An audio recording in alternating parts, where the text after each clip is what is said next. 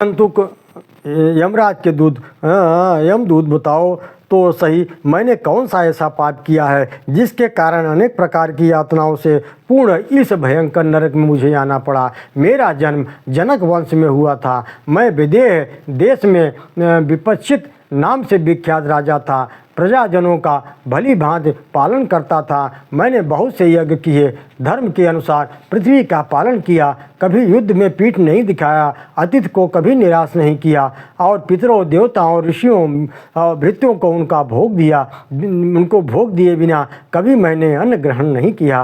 पराई स्त्री और पराय धन आदि का अभिलाषा मेरे मन में कभी नहीं हुई थी। यमदूत ने कहा, महाराज आप जैसा कहते हैं वो सब ठीक है, उसमें तनिक भी संदेह नहीं है, किंतु आपके द्वारा एक छोटा सा पाप हो गया था। मैं उसे याद दिलाता हूँ। विदर्भ राजकुमारी पीवरी जो आपकी पत्नी थी, एक समय ऋतुमती हुई थी, किंतु उस अवसर पर कैकेयी राजकुमारी सुशोभना में आसक्त होने के कारण आपने उसके ऋतुकाल को सफल नहीं बनाया। वह आपके समागम सुख से वंचित रह गई। ऋतुकाल का उल्लंघन करने के कारण ही आपको ऐसे भयंकर नरक में आना पड़ा है। जो धर्मात्मा पुरुष काम में आसक्त होकर स्थिर ऋतुकाल का उल्लंघन करता है, वह पितरों का ऋणी होने से भी पाप को प्राप्त हो नरक में पड़ता है। राजन, इतना ही आपका पाप है। राजा बोले, हे देवदूत, तुम जहाँ मुझे ले चलोगे वहाँ मैं चलूँगा, किंतु इस समय कुछ पूछ रहा हूँ, उसका तुम्हें जवाब हमें चाहिए। ये इन पुरुषों की आंखें क्यों निकाल लिया जाता है, फिर उन्हें नेत्र प्राप्त क्यों हो जाते हैं? इन लोगों ने कौन सा निंदनीय कर्म किया है, इस बात को बताओ। मैं देखता हूँ कभी वे इनकी जीभ उखाड़ लेते हैं, फिर नई जीभ उत्पन्न हो जाती है। दूसरे लोग को आरे से चीरे जाते हैं, अत्यंत दुख भोगते हैं। कुछ लोग तपाई हुई बालू के में भुने जाते हैं, कुछ लोग खौलते हुए तेल में डालकर पकाए जाते हैं। यमदूत ने कहा, मनुष्यों को पुण्य और पाप बारी बारी से भोगने पड़ते हैं। भोगने से ही पाप अथवा पुण्य का क्षय होता है। लाखों जन्म के सहित संचित पुण्य और पाप मनुष्यों के लिए सुख दुख का अंकुर उत्पन्न करते हैं। राजन, जैसे नरक में पड़े हुए जीव अपने घोर महा पाप का फल भोगते हैं, इसी प्रकार स्वर्गलोक में देवताओं के साथ रहकर गंधर्व सिद्ध और अप्सराओं के संगीत आदि का सुख उठाते हुए पुण्यों का उपभोग करते हैं। देवता, मनुष्य और पशु पक्षियों की योनि में जन्म लेकर जीव अपने पुण्य पाप जनित सुख दुख का शुभाशुभ फलों का को भोगता है। राजन, आप जो यह पूछ रहे हो कि किस किस पाप से पापियों को कौन कौन सी यातनाएं मिलती है, वह सब मैं आपको बतला रहा हूँ। जो नीच मनुष्य कामनाओं लोभ के वशीभूत हो, दूषित दृष्टि एवं कलुषित चित्त से पराई स्त्री पराये धन पर आंखें गड़ाते हैं, उनकी दोनों आँखों को ये ब्रजतुल्य चोंच वाले पक्षी निकाल लेते हैं। जिन्होंने शास्त्र का उल्टा अर्थ लगाया है, मुंह से झूठी बातें निकाली है, वेद देवता ब्राह्मण गुरु की निंदा की है, उनकी जिह्वा को ये वज्रतुल्य चोंच वाले भयंकर पक्षी उखाड़ लेते हैं। जो नराधम दो मित्रों में फूट डालते हैं, पिता पुत्र में, स्वजनों में, यजमान और पुरोहित में, माता और पुत्र में, संगी साथियों में तथा पति और पत्नी में बैर डालते हैं, वे ही ये चारों ओर से ये चीरे जा रहे हैं। इनकी बहुत दुर्गत होती है।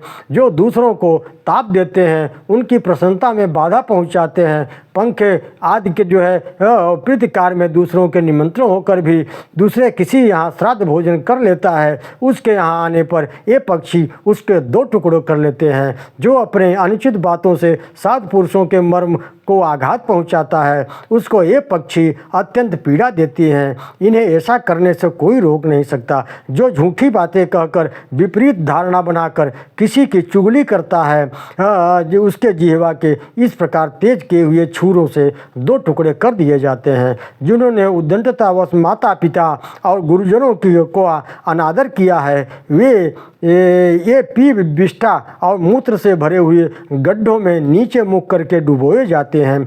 जो लोग देवता, अतिथि, अन्य प्राणी, भृत्यवर्ग, अभ्यागत, पितर, अग्नि, पक्षियों को अन्न का भाग दिए बिना ही स्वयं भोजन कर लेते हैं, वे ही दूसरे यहाँ पीप और गोंद चाट कर रहते हैं।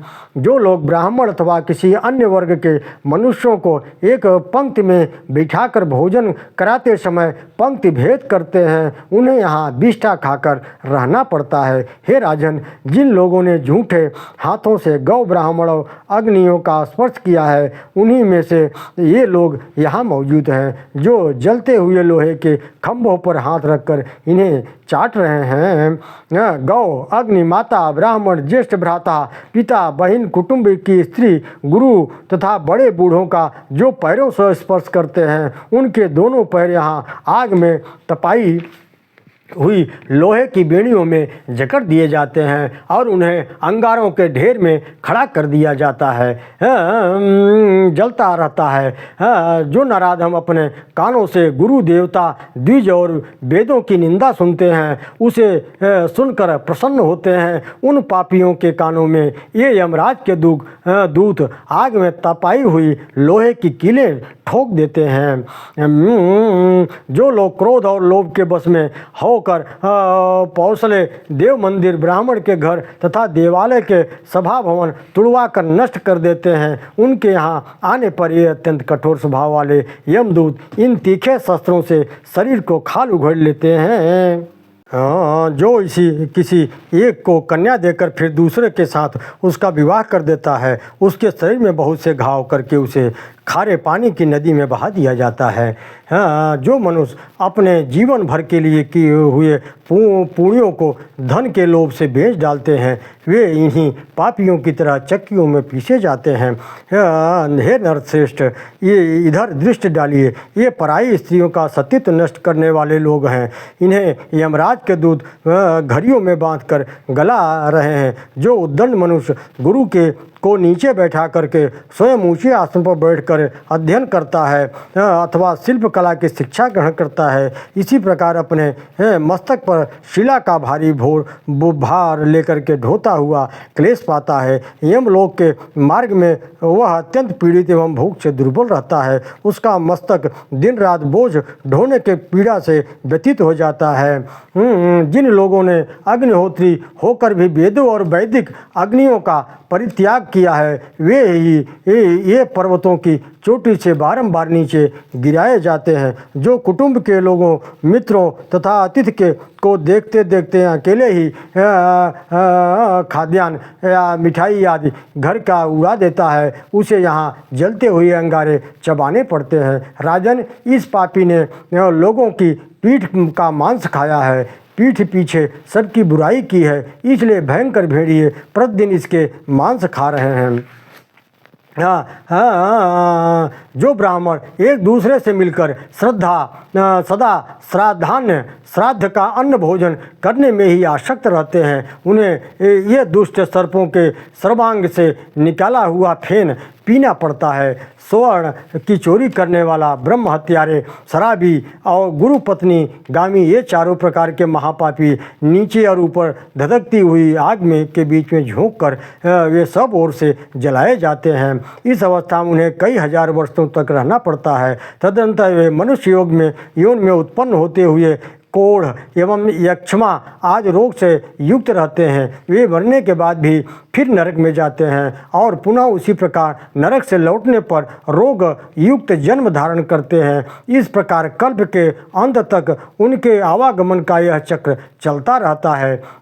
गौ की हत्या करने वाला मनुष्य 3 जन्मों तक नीच से नीच नरक में पड़ता है। अन्य सभी उत्पातकों का फल भी ऐसा ही निश्चय किया हुआ है। नरक से निकाले हुए पापी जीव जिन जिन पातकों के कारण जिन जिन योनियों में जन्म लेते हैं, वह सब मैं तुम्हें बतला रहा हूँ। आप ध्यान देकर सुने सज्जनों। अब आगे की कथा में जो है पापों के अनुसार भिन्न भिन्न योनियों की प्राप्ति है और विपश्चित के पुण्यदान से पापियों का उद्धार की कथा है। ओम नमो भगवते वासुदेवाय।